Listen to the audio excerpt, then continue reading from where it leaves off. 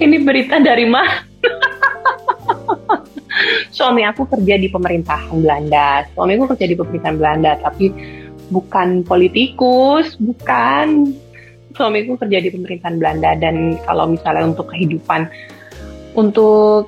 kehidupan di sini, ya aku bukan ibu pejabat, aku Gracia Indri.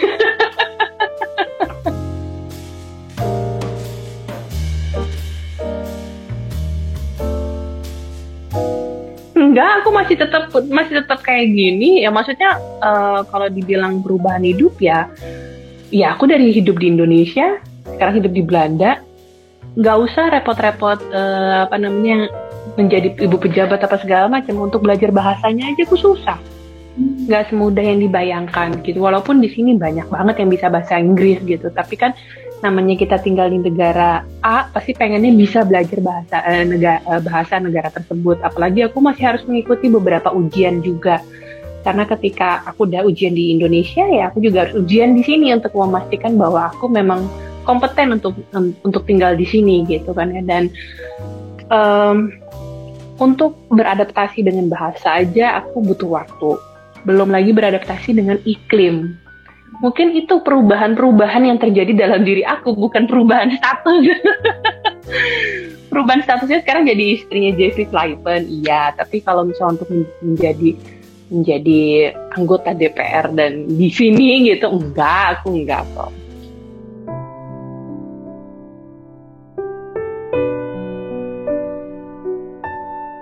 Sebenarnya kayaknya kalau misalnya orang bilang yakin, nggak ada yang yakin 100%. Semuanya itu kan diawali dengan ya perkenalan, semuanya diawali dengan, apalagi kita long distance ya, Belanda dan Indonesia gitu. Jadi maksud aku kayak, bener nggak sih gitu. Pasti ada pemikiran gitu. Dan akhirnya Tuhan kasih jalan semuanya. Aku akhirnya pindah, aku akhirnya menikah, aku akhirnya dikasih hamil. Itu sampai sekarang aja tuh kalau ngomong sama Jeffrey kayak, aku mah taunya seumur hidup aku akan ada di TV. Aku mah taunya seumur hidup aku bakalan ada di depan kamera. Yang aku tahu mah bahwa seumur hidup aku ya aku kalau nggak nge-host ya aku main sinetron. Itu kalau misalnya kita lagi ngobrol berdua gitu, ternyata hidup tuh lucu gitu. Aku kok bisa ya pindah ke sini gitu, yang nggak pernah ada di bayangan. Beda ya dengan adekku yang emang cita-citanya pada saat itu sekolah di luar negeri, cita-citanya mau mencari peruntungan, dalam arti peruntungan belajar bekerja di negara orang gitu kan. Kalau aku kan nggak ada, aku nggak ambisi pergi ke luar negeri, aku nggak ambisi untuk sekolah di luar negeri. Aku tahu ya aku mencari mendapatkan uangnya dari dunia entertainment gitu kan ya. Aku bekerja dari main sinetron, dari nge-host dan segala macamnya. Aku taunya sampai ending hidup aku akan ada di situ gitu. Selama Tuhan masih kasih rezeki aku di situ, ya aku akan ada di situ terus. Jadi kalau ngobrol suka, ya ampun udah 1,5 tahun loh gue di sini gitu, hampir 1,5 tahun loh aku di Belanda gitu. Kayak ya itu tadi, hidup memang nggak bisa, ya kita kan cuma bisa prediksi maunya begini, tapi balik lagi Tuhan yang menentukan gitu. Jadi kayak ini jalan Tuhan banget gitu. Terus jadi lebih apa ya? Jadi lebih menghargai hidup, jadi lebih merasa bersyukur, jadi lebih, mungkin kedengarannya klise, tapi buat aku ini unik gitu. Perjalanan hidup aku tuh unik gitu. Ya walaupun aku masih warawiri di Instagram, tapi kan maksudnya nggak nyangka aku meninggalkan panggung-panggung itu gitu. Dan sekarang ada di Belanda, dikasih Tuhan rezeki hamil tuh kayak ini bener-bener yang ada di bayangan gitu, mau jadi ibu rumah tangga yang mau ngurusin anak gitu. Jadi happy banget.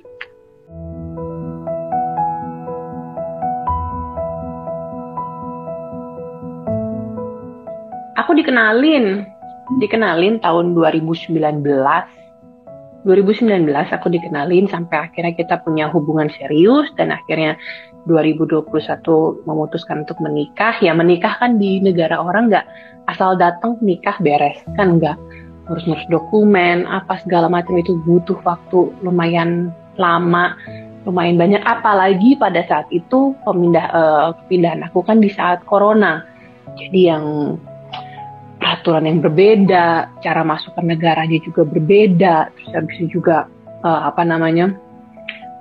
banyak kantor-kantor juga yang staffnya nggak ada gitu. Jadi itu tuh kayak bikin gregetan gitu. Susah banget sih cuma mau ngasih dokumen aja gitu. Ibaratnya gitu kan ya. Tapi ya memang harus dijalanin dan ya nikmatnya sekarang. Ya, itu kan Dan banyak teman-teman yang menganggap bahwa kayaknya gue pindah Belanda aja deh, kayaknya gampang ini segala macam. Enggak, tidak segampang itu. Aku sebelum pindah ke sini aku ujian dulu, ujian bahasa Belanda untuk mendapatkan izin untuk tinggal lebih dari 3 bulan. Karena kan maksimum visa 3 bulan ya ujian. Nah itu baru tuh diurus setelah ujiannya udah lulus, diurus lagi surat-suratnya bahwa ujian bahasa Belandanya sudah lulus, berarti ada surat-surat lagi yang dibutuhkan. Oh banyak, lumayan banyak. Jadi tidak semudah itu.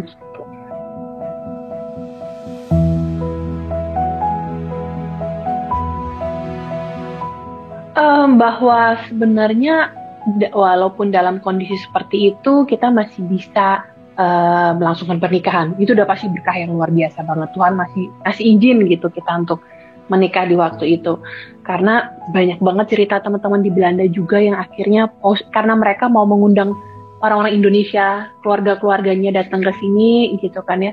Kan tidak segampang itu, bukan hanya turis aja kan, bukan hanya visa turis. Pada saat aku mendatangkan ibuku juga butuh izin, butuh butuh surat juga dari Jeffrey, butuh ya lumayan sulit gitu. Dan akhirnya mereka postpone pertama, postpone kedua, postpone ketiga, dan akhirnya mereka jadi males kayaknya untuk melangsungkan pernikahan gitu. Walaupun sekarang mungkin baru terrealisasi tahun-tahun ini nih, karena kan udah mulai agak-agak longgar ya. Dan pada saat itu aku sampai nangis waktu itu, kayak aku pengen banget ibu datang gitu. Gimana cara? Pada saat itu pernah nggak buka border sama sekali, ya kan? Pada saat itu bener-bener nggak buka border, Belanda nggak buka border untuk vaksin tertentu waktu itu.